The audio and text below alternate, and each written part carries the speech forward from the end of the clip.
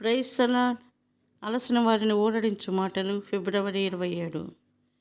కావున ప్రతి స్థలమందును పురుషులు కోపమును సంశయమును లేనివారై పవిత్రమైన చేతులెత్తి ప్రార్థన చేయవలనని కోరుచున్నాను. 1 తిమోతి 2:8. ప్రభు అయిన యేసుక్రీస్తు మన పరలోక ప్రధాన యాజకుడు. ఆయన దత్తపని వారముగా అక్కడలోనున్న ప్రజల నిమిత్తము మనం ప్రార్థించవలసి ఉన్నది. మహిమపరచబడిన ప్రభు యొక్క స్వరూపమును గురించి ప్రకటన 1వ అధ్యాయంలో ఇవ్వబడినది. అది ఎలాగున మనము శక్తివంతమైన విజ్ఞాపన పరిచర్యను చేయగలమో మనకు బోధించును. ప్రకటన 1:14లో ఆయన తలయు ఆయన తల వెంట్రుకలను తెల్లని ఉన్నిని పోలినవై హిమమంత ధవలముగా ఉండెను. ఆయన నేత్రములు అగ్నిజ్వాల వలె ఉండెను అని చదువుదుము. తెల్లని వెంట్రుకలు ఆయన పరిపూర్ణ పరలోక దైవిక జ్ఞానమును గురించి మాట్లాడుచున్నది. ఆయన సమస్తమును ఎరుగును. ఆయన మన తలంపులు, మన పతనములు, మన శోధనలు, మన పేర్లు, మన సమస్తమును ఎరుగును. ఏదియును ఆయనకు మరుగై ఉండదు. ఆయన జ్ఞానము పరిపూర్ణమైనది. ఆయన విషయములను ఆరంభము నుండియే ఎరుగును. యెషయా 46:10. కావున మనము ఆయన పరలోక జ్ఞానమును కోరుకొనవచ్చును. పైనుండి వచ్చు ఆ జ్ఞానమును కలిగి ఉండుట ద్వారా మనము ప్రజల అక్కరలు, పాపములు, సమస్యలు మరియు హద్దుబాటులను ఎరిగి దాని ప్రకారం ప్రార్థించగలము. మనము విశ్వాసము ద్వారా ప్రభువా, నీవు నా పరలోక జ్ఞానము పలాని వారి అక్కరను తీర్చుము అని మనము చెప్పవలసి ఉన్నది. అప్పుడు జ్ఞానయుక్తంగా ప్రార్థించగలము. మీ యొక్క విజ్ఞాపన ప్రార్థనల ద్వారా అనేకులు బలపరచబడి ప్రోత్సహించబడుదురు.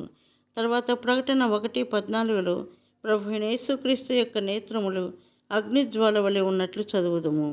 2వ దినవృత్తాంతములు 16:9లో తన ఎడల యథార్థ హృదయము గల వారిని బలపరచుటకై యెహోవా కనుదృష్టి లోకమందంతటా సంచారము చేయుచున్నది అని చదువుదుము.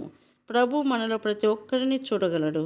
ఆ సమయంలో హింసను బట్టి విశ్వాసులు చెదిరిపోయిరి. వారు కొండలలోను గుహలలోను దాగుకొనిరి.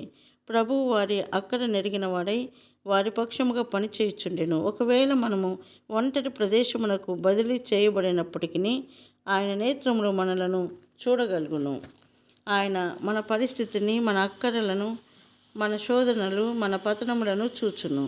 ఆయన మనకు సహాయం చేయుటకు అంతటా సంచరించుచు మన అక్కర కొలది మనకు సహాయం చేయును. కలత చెందవలసిన అవసరత మనకు లేదు. ఆయన నేత్రములు అగ్నిజ్వాల వలె ఎంతో ప్రకాశించుచున్నవి. మనలను పరిశుద్ధముగా ఉంచుటకు ఆయన అంతటా సంచారం చేయుచున్నాడు. అగ్ని ద్వారా పవిత్రతను, వేడిమిని, వెలుగును పొందగలము. ప్రభువు, నా ప్రజలు ఎక్కడ ఉన్నారో నేను ఎరుగుదును.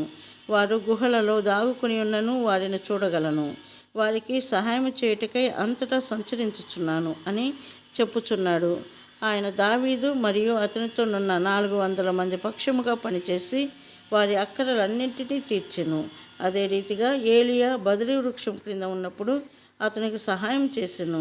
మనము ఆయన యందు సంపూర్ణముగా నమ్మకం ఉంచినప్పుడు ఆయన కన్నులు మన నిమిత్తము అంతటను సంచరించుచున్నవి గనుక ఆయన మన అక్కరలన్నిటినీ తీర్చును.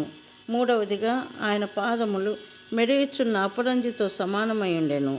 ప్రకటన 1:15. పరిశుద్ధ గ్రంథములో ఇత్తడి దేవుని తీర్పుకు గుర్తుగా ఉన్నది. మన పాప జీవితమునకు సాతానే బాధ్యుడు. ప్రభు అయిన యేసుక్రీస్తు శిలువపై సాతానును ఓడించెను. ఆయన మరణ భూస్థాపన పునరుద్ధానముల ద్వారానే సాతానును జయించెను, కానీ అద్భుతములు లేక ప్రసంగముల ద్వారా కాదు. సాతాను ఆయనను మడిమ మీద కొట్టెను మరియు అదే మడిమతో ఆయన సాతాను తలను చితక త్రొక్కెను. ఇత్తడి వంటి పాదముల ద్వారా ప్రభు ఇట్లు చెప్పుచున్నాడు, నీవు సాతానును ఓడించవలెనని కోరిన ఎడల అద్భుతములు లేక సూచనలు లేక దర్శనముల ద్వారా జయించలేవు. కేవలము నా మరణం ద్వారానే నీవు వానిని ఓడించగలవు. ప్రభు మన పాపముల నిమిత్తమై మరణించి తిరిగి లేచినని నమ్ముట ద్వారా సాతానును ఓడించగలము. పాపములో ఉన్న వారి నిమిత్తం కూడా అదే విజయమును కోరుకొనవచ్చును. మనము ఇట్లు చెప్పవచ్చును, యేసుక్రీస్తు ప్రభువా, నీవు నా తల్లి కొరకు, నా సహోదరులు సహోదరీలు స్నేహితుల కొరకు మరణించితివి. దయచేసి ఫలాని వారిపై కనికరము చూపుము. వారి ఆత్మలను రక్షించి వారి పాపములను క్షమించుము. ఆ రీతిగా అక్కడలో ఉన్న వారి నిమిత్తము విజ్ఞాపనము చేసి శిలువ యొక్క విజయమును కోరుకొనగలము.